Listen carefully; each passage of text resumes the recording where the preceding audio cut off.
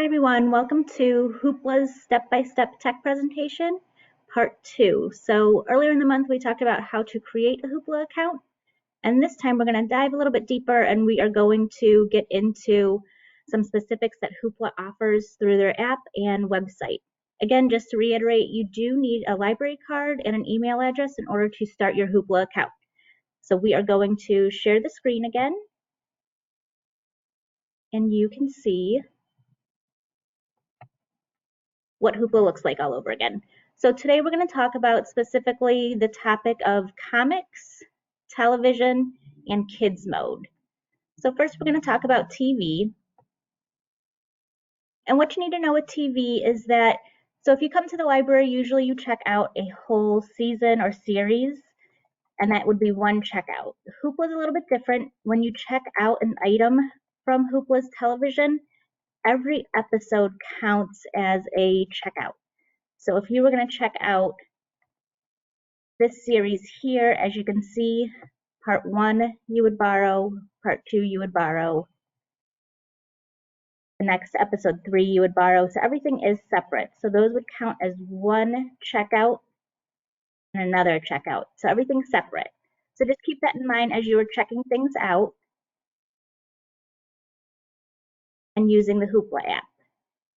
So the next one to look at is comics. And comics is the same way. So some comics are graphic novels, and it's a collection of comics in one set. So you would get like volume 1, which would collect issues 1 through 5, as in this comic here.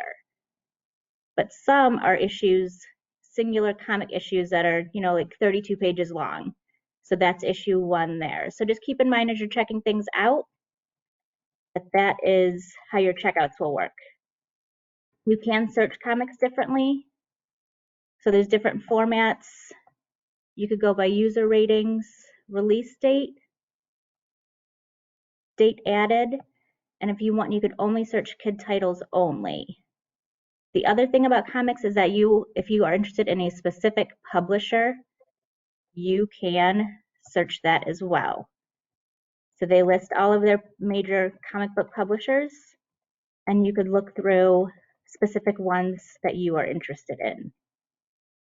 So if we click on, let's go with Archie Comics, it's only going to give you comics done by the publisher Archie Comics. So that's a great feature for those of you who don't want to sift through all of the comics that are on there and you're looking for things that are a little bit more specific. So the next thing we're going to go to is kids mode. So if you were signed in and you click kids, it is going to put you in kids mode. And that is a kid-friendly setting for finding videos, music, and books. So now when I look at things like audiobooks, because I'm in kids mode, it's only going to show me things that are for children.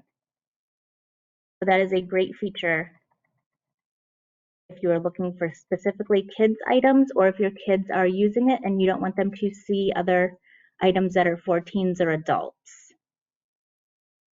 So that's it for today's episode of Step by Step Tech. Stay tuned for the next one, which will be on another app or application for the library. Have a great day.